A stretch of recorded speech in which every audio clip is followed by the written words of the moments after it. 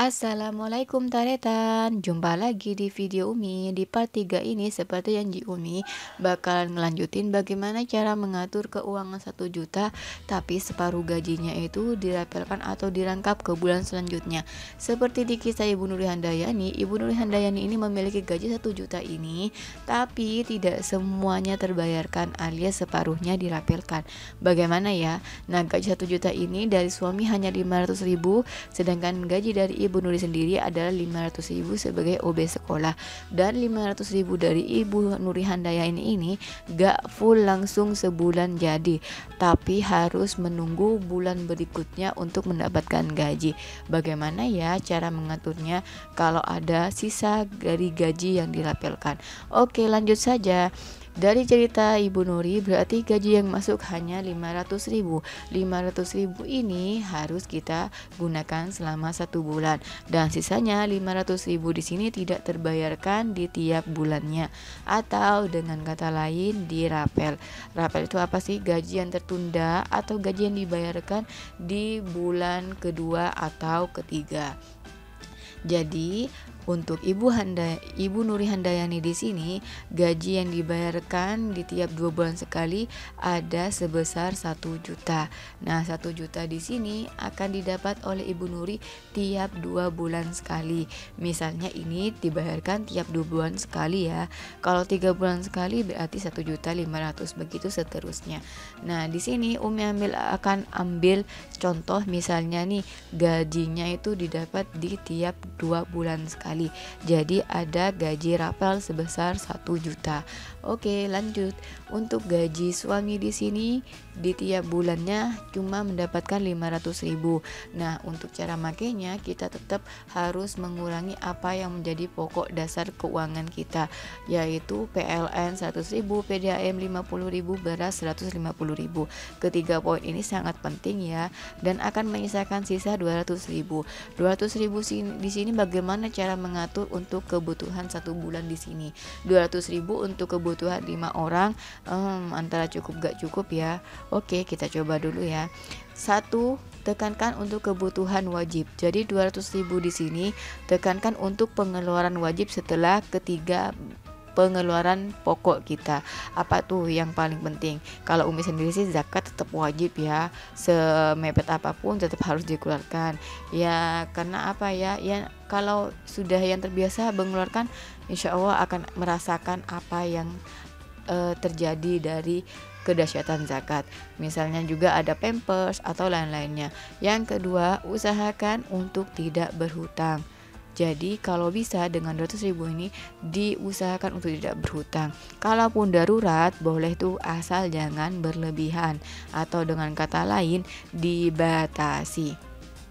Untuk lainnya bagaimana? Bisa tuh kalau punya ada sampingan silahkan, bisa untuk bekerja sampingan lagi. Tapi dari cerita Ibu Nuri kayaknya gak memungkinkan untuk sampingan lagi gitu.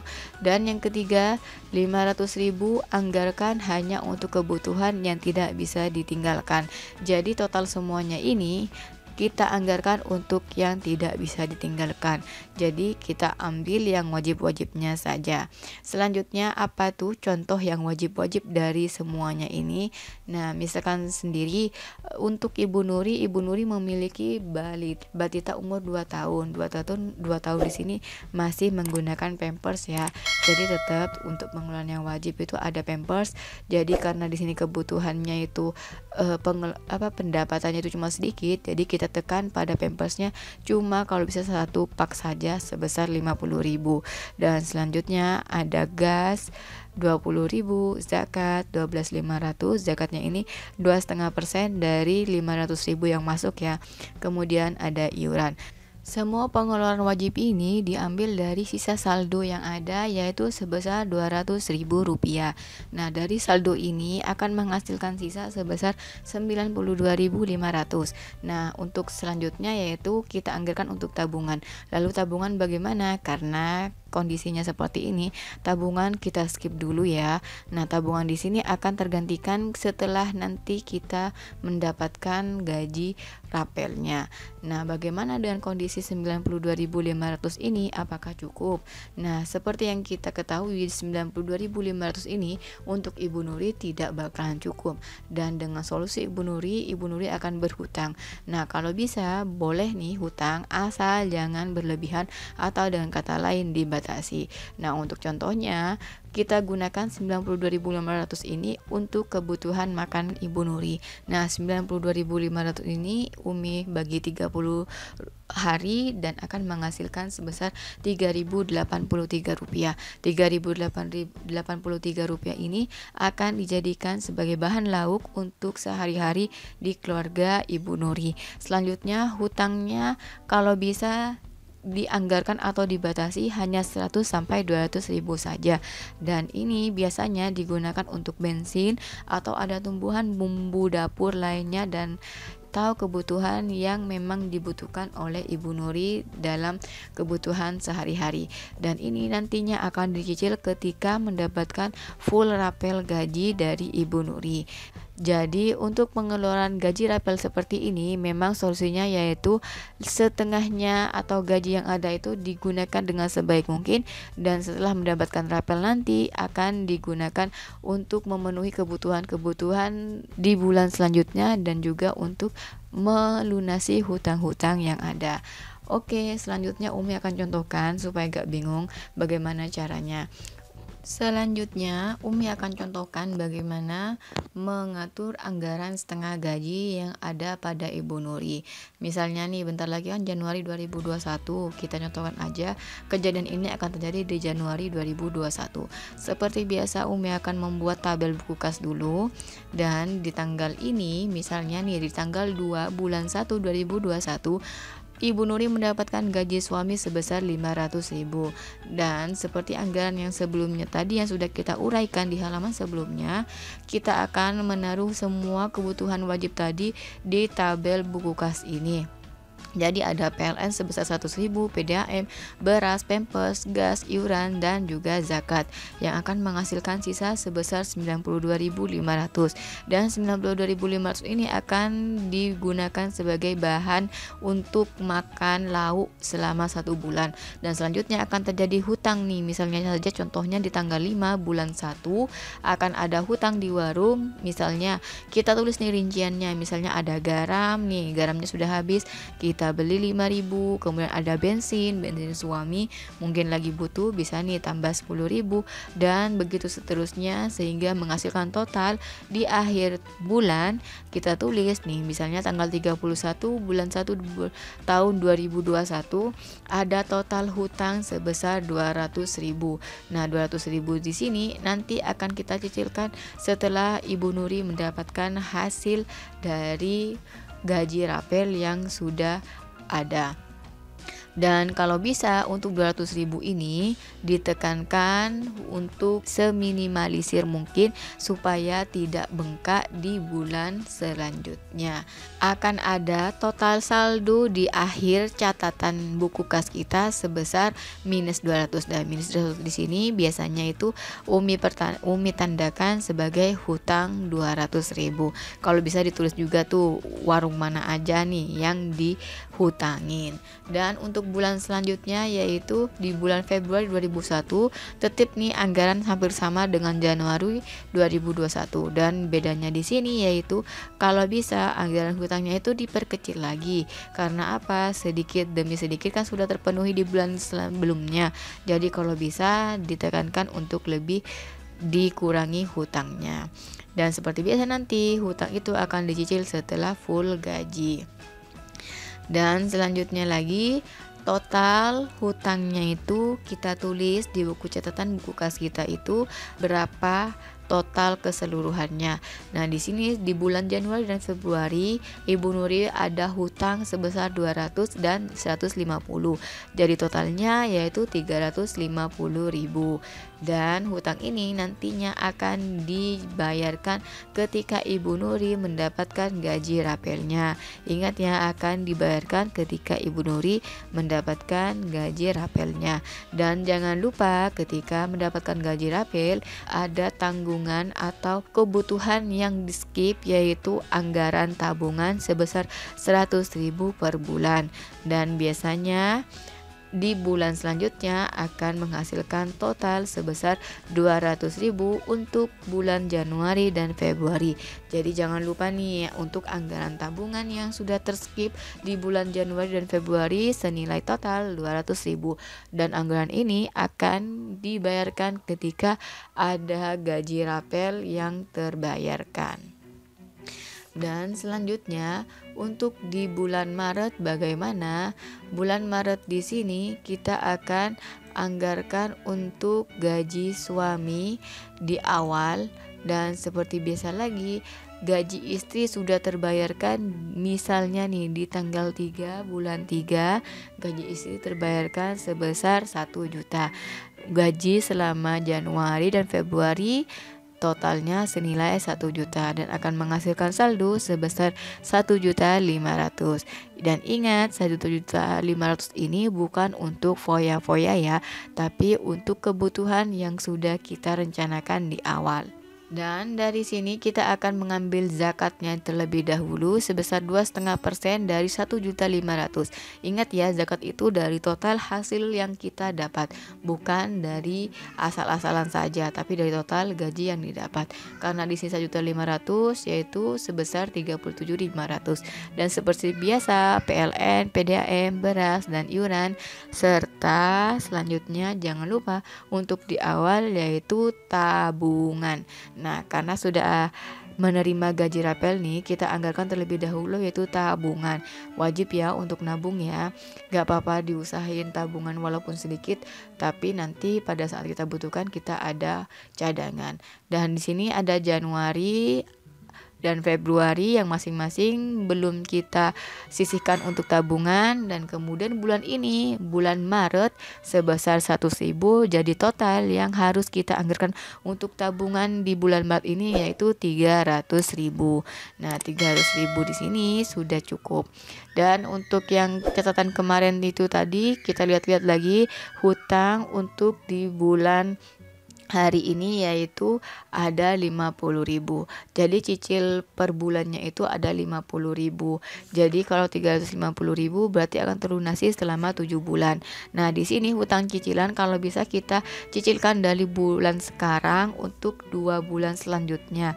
Misalnya lagi ini Maret kan 50.000, dan gaji yang akan didapat oleh Ibu Nuri itu adalah di bulan, kemungkinan bulan April Mei akan terskipkan, di bulan Juni akan terbayarkan lagi. Jadi kita jadwalkan aja hutang untuk di bulan April dan Mei. Jadi untuk cicilan hutang di tiap bulannya seakan-akan Ibu Nuri akan membayarnya full di tiap bulan gitu loh. Jadi tiap bulan Maret bayar, April bayar, Mei bayar gitu kan, kita konsisten dalam membayar hutang. Ya kalau bisa ya hutang gimana enaknya lah. Kalau Umi sendiri ya merencanakannya yang seperti ini. Jadi seakan-akan kita itu hutangnya itu konsisten gitu loh, 50.000 hingga lunas. Dan di sini menghasilkan 150.000. Dan di sini Umi akan totalkan semuanya dan akan menghasilkan sisa sebesar 687.500. Dah di sini 687.500 bukan untuk digunakan full di bulan Maret loh ya. Ingat, 687.500 ini akan kita bagi hingga mendapatkan gaji rapelnya lagi. Jadi 687.500 ini akan digunakan untuk bulan ini dan juga 2 bulan kemudian. Tapi tenang, untuk stok 2 bulan ke depan ini kita sudah menyisihkan untuk hutang dan juga tabungan. Jadi aman ya. Yang pertama, anggarkan untuk belanja stok bulan ini dan 2 bulan ke depan. Supaya apa? Supaya nanti di 2 bulan ke depan ini tidak akan terjadi hutang. Jadi hutangnya hanya di bulan Januari dan Februari, dan untuk selanjutnya itu tidak akan ada hutang. Jadi enak kan ya, walaupun dirapel kita tetap bebas dari yang namanya hutang. Dan selanjutnya untuk pengeluaran tetap atau wajib untuk bulan ke depan, kita anggarkan misalnya nih ada PLN, PDAM, beras, bensin dan lain-lain di tiap bulannya. Jadi kalau ada kebutuhan yang harus terbayarkan, ya itu kita sisihkan di bulan ini untuk 2 bulan ke depan. Dan yang terakhir yaitu rutinkan untuk menulis pengeluaran di buku anggaran supaya tahu berapa total keperluan selama 1 bulan. Jadi kalau bisa memang harus rutin. Jadi kita tahu nih berapa saja pengeluaran yang harus kita keluarkan dalam tiap bulannya supaya nanti bulan depan ada evaluasi atau ada pengurangan dari total yang kita punya. Jadi kita bakalan tahu pengeluaran harian kita dan kita tahu berapa hutang yang terjadi selama 1 bulan. Nah, dari 687.500 ini selanjutnya kita akan kurangi lagi berupa sisa anggaran yang wajib kita simpan. Misalnya nih untuk bensin, PLN kan sudah selesai. Oh ya, ini PLN, PDAM dan juga beras kan sudah tiap bulan ya dari gaji 500.000 itu. Selanjutnya apa nih yang harus kita keluarkan? Nah, seperti biasa untuk kebutuhan bensin. Nah, bensin kita anggarkan nih untuk bulan ini, bulan selanjutnya dan bulan selanjutnya lagi. Misalnya per bulannya membutuhkan 100.000 bensin. Jadi totalnya ada 300.000 bensin. Dan juga pampersnya tiap bulan 1 pak nih. Kita anggarkan gitu. Jadi 3 bulan ke depan yaitu 150.000. Dan juga kebutuhan mandi dan dapur misalnya nih masing-masing 40.000. Jadi untuk simpanan selanjutnya yaitu 120.000. Dan dari total semuanya ini kita akan menghasilkan sebesar 117.500. Nah, 117.500 ini adalah kebutuhan untuk belanja bulanan di bulan Maret. Jadi lumayan ya untuk bulan Maret punya sisa hasil gaji senilai 117.000, ketika kita bagi 30 hari akan menghasilkan 3.916. Jadi lumayan ya. Lalu untuk bulan selanjutnya bagaimana? Seperti biasa nih, bulan selanjutnya tetap kita kan cuma punya gaji dari suami, jadi 500.000 saja gaji suami. Kemudian gaji istri sudah tidak ada ya, karena ini itu dirapel. Dan selanjutnya zakat 2,5% dari 500.000 tadi 12.500, PLN dan PDAM sebesar 150.000, beras 150.000, tabungan ini nanti akan di skip ketika ada gaji rapel lagi. Misalnya gaji rapel akan diterima di bulan Juni, ya kita tulis tabungan di bulan Juni. Iuran 25.000, kemudian bensin plus cicilan hutang sudah aman, sudah kita tentukan tadi yang di atas. Dan juga pampers juga sudah aman, sudah kita simpankan untuk bulan ini. Dan mandi plus dapur juga sudah aman karena kita sudah menyimpannya untuk bulan ini dan juga bulan Mei selanjutnya. Dan semuanya akan menghasilkan total senilai 162.500. Dan di sini 162.500 adalah jatah belanja untuk bulan April. Kemungkinan ini pun akan sama di bulan Mei 2021, dan di bulan Juni 2021 akan menghasilkan anggaran yang sama pula atau mengulang anggaran yang sama pula seperti di bulan Maret 2021 ini. Gak masalah, semua sudah terpenuhi dan hutang terlunasi. Anggaran 5.400 di sini sudah cukup ya untuk biaya makan harian. Biaya makan di sini beda dengan uang beras loh ya. Uang beras sudah ada, jadi semuanya sudah aman. Nah, itu saja semua rincian dari Umi. Apa sih inti dari semuanya? Nah, untuk dari rapel intinya yaitu tekan pengeluaran pada pampers. Karena apa? Semakin bebas dari pampers kita juga enak. Bagaimana cara menekannya? Gunakan popok kain untuk hari biasa. Jadi kalau bisa memang kita tekankan pampers dan menggunakan popok kain, atau mengajarkan anak sedini mungkin dengan toilet training sehingga pampers bisa dibatasi dan bisa menggunakan pampers hanya 1 kali, atau menggunakan pampers yang ya yang harganya sedikit murah dan hemat di kantong. Dan yang kedua yaitu anggarkan tabungan tiap menerima gaji rapel. Jadi kalau ada gaji rapel, kalau bisa jangan dihabiskan untuk semuanya ya, tapi kita sisihkan untuk tabungan. Dan yang ketiga, stok aman beberapa bulan selama tidak ada gaji rapel.